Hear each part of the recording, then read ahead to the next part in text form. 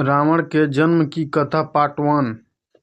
जब श्री राम अयोध्या में राज करने लगे तब एक दिन समस्त ऋषि मुनि श्री रघुनाथ जी का अभिनंदन करने के लिए अयोध्यापुरी में आए।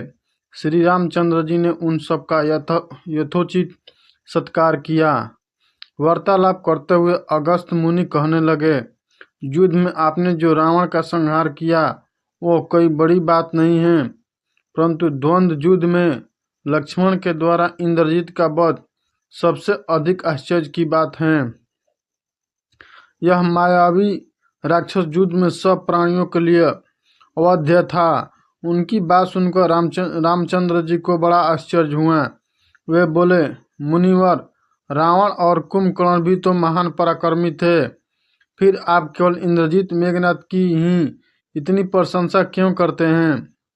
महोदर परहस्त विरूपाक्ष भी कम वीर न थे।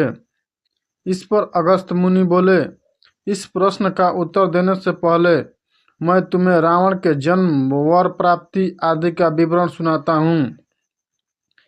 ब्रह्मा जी के पुलस्त्य नामक पुत्र हुए थे, जो उन्हीं के समान तेजस्वी और गुणगान थे। एक बार वे महागिरी पर्वत पर तपस्या करने गए। वह स्थान अत्यंत रमणीक था, इसलिए ऋषियों, नागों, राजर्षियों आदि की कन्याएं वहां क्रीड़ा करने के लिए आ जाती थी। इससे उनकी तपस्या में विघ्न पड़ता था। उन्होंने उन्हें वहां आने से मना किया। जब वे नहीं मानी तो उन्होंने श्राप दे दिया कि कल से जो लड़की यहाँ मुझे दिखाई देगी वह गर्भवती हो जाएगी। सब कन्याओं ने तो वहां आना बंद कर दिया, परंतु राजसी तृणबिंदु की कन्या साप की बात से अनजान होने के कारण उस आश्रम में आ गई और महर्षि के दृष्टि पड़ते ही गर्भवती हो गई। जब तृणबिंदु को यह बात मालूम हुई तो उन्होंने अपने कन्या को पत्नी के रूप में महर्षि को अर्पित कर दिया। इस प्रकार विश्वश्रया का जन्म हुआ, जो अपने पिता के समान वेदविद और धर्मात्मा हुआ।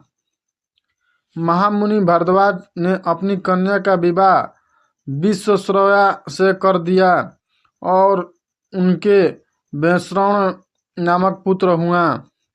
वह भी धर्मात्मा और विद्वान था।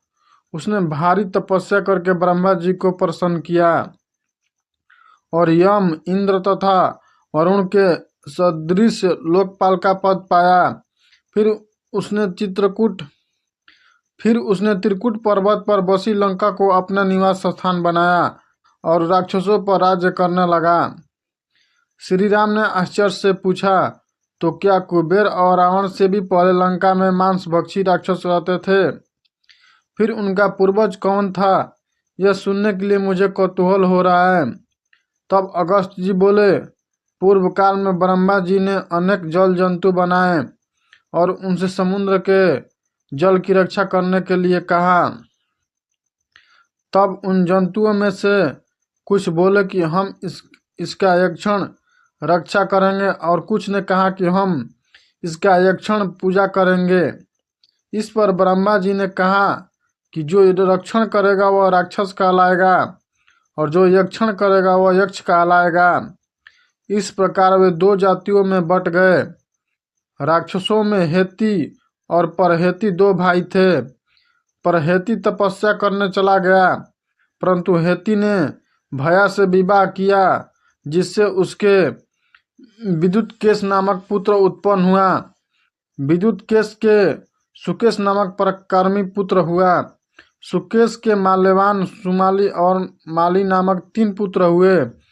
तीनों ने ब्रह्मा जी की तपस्या करके यह वरदान प्राप्त कर लिए कि हम लोगों का प्रेम अटूट हो और हमें कोई पराजित न कर सके। वर पाकर वे निर्भय हो गए और सुरों असुरों को सताने लगे। उन्होंने विश्वकर्मा से एक अत्यंत सुंदर नगर बनाने के लिए कहा। इस पर विश्वकर्मा ने उन्हें लंकापुरी का पता बताकर भेज दिया। वहां वे बड़े आनंद के साथ रहने लगे। माल्यवान के वज्रमुष्टि, विरूपाक्ष, दुर्मुख, सुप्तघन, यज्ञकोप, मत और उन्मत्त नामक 7 पुत्र हुए। सुमाली के प्रहस्त, अकम्पन, विकट, कालिकामुख, धूम्राक्ष हुए। माली के अनल, अनिल, हर और संपाति नामक 4 पुत्र हुए। ये सब बलवान और दुष्ट प्रकृति होने के कारण ऋषियों मुनियों को कष्ट दिया करते थे। उनके कष्टों से दुखी होकर ऋषि मुनिगण जब भगवान विष्णु की शरण में गए तो उन्होंने आश्वासन दिया कि हे ऋषियों, मैं इन दुष्टों का वश से ही नाश करूंगा। जब राक्षसों को विष्णु के इस आश्वासन की सूचना मिली तो वे सब मंत्रणा करके संगठित हो माली के सेनापतित्व में इंद्रलोक पर आक्रमण करने के लिए चल पड़े। समाचार पाकर भगवान विष्णु ने अपने अस्त्र शस्त्र संभाले और राक्षसों का संहार करने लगे। सेनापति माली सहित बहुत से राक्षस मारे गए और शेष लंका की ओर भाग गए। जब भागते हुए राक्षसों का भी नारायण संहार करने लगे तो माल्यवान क्रुद्ध होकर युद्ध भूमि में लौट पड़ा। भगवान विष्णु के हाथों अंत में वह भी काल का ग्रास बना। शेष बचे हुए राक्षस सुमाली के नेतृत्व में लंका को त्याग कर पाताल में जा बसे और लंका पर कुबेर का राज्य स्थापित हुआ। अब मैं तुम्हें रावण के जन्म की कथा सुनाता हूँ। राक्षसों के विनाश से दुखी होकर सुमाली ने अपनी पुत्री केकसी से कहा कि पुत्री, राक्षस वंश के कल्याण के लिए मैं चाहता हूँ कि तुम परम पराक्रमी महर्षि विश्रवा के पास जाकर उनसे पुत्र प्राप्त करो। वही पुत्र हम राक्षसों की देवताओं से रक्षा कर सकता है।